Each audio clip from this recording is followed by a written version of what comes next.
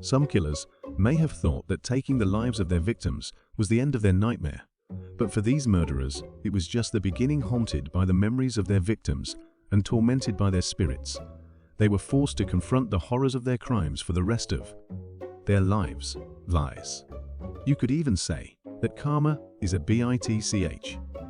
Many were driven by trauma in their own pasts, such as childhood abuse or neglect. Others suffered from intense feelings of isolation or mental illness. But while understanding the root causes of their actions may be important for psychologists and criminologists, it does little to quell the pain of those affected by their crimes. Serial killer victims fascinate and dismay us. We may never fully know the pain and terror they faced at the hands of their murderers, yet we remain fascinated. Do the ghosts of their victims still linger in the minds of these killers long after they have been brought to justice? These questions have puzzled true crime enthusiasts and professionals for years. This video raises unsettling questions about life, death, and justice. Let's dive into 5 killers who were haunted by their victims. Carl von Cosell. In 1931, Carl von Cosell, a radiology technician in Florida, fell in love with a patient named Maria Elena Milagro de Hoyos. Despite her terminal illness, von Cosell was convinced that he could save her, and he showered her with gifts and attention. After her death, von Cosell stole her body from the cemetery and kept it in his home for 7 years, attempting to preserve it with wax and chemicals. During this time, von Cosell claimed that Elena's spirit was still with him and that she had spoken to him and even danced with him. He was eventually discovered, and the public was horrified by the macabre story.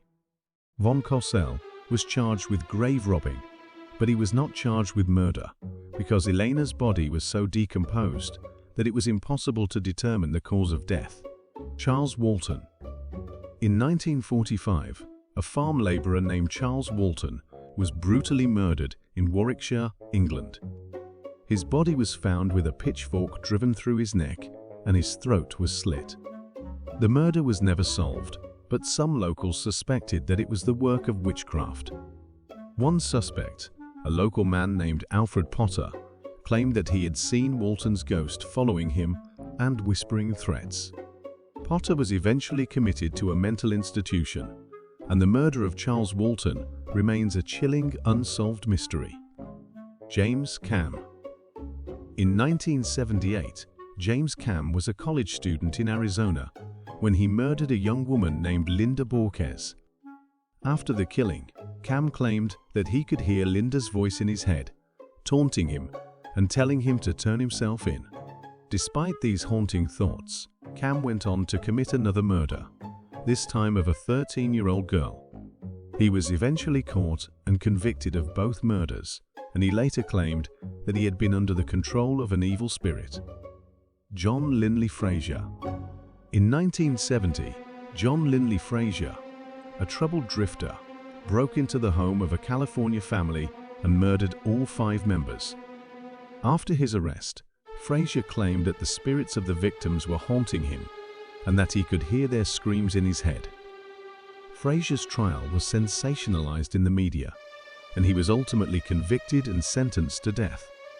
His story has been the subject of numerous books and movies, and his claim of being haunted by his victims has become a chilling footnote in the annals of true crime. Richard Trenton Chase. Richard Trenton Chase, also known as the Vampire of Sacramento, was a notorious serial killer who murdered 6 people in California in the late 1980s.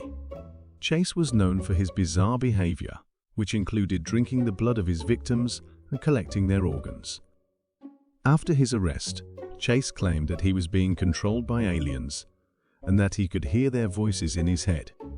He also claimed that the spirits of his victims were haunting him and that they were trying to kill him. Chase was eventually convicted and sentenced to death, and his story has become one of the most notorious in the annals of true crime. The cases of killers haunted by their victims are chilling reminders of the lasting impact of violent crime. While some of these killers may have been struggling with mental illness or delusions, their claims of being haunted by their victims add an eerie layer to their crimes. It's important to note that while some killers may claim to be haunted by their victims, this is not a justification for their actions. The victims in these cases deserve justice and remembrance, and their stories serve as a reminder to all of us to treat others with respect and kindness.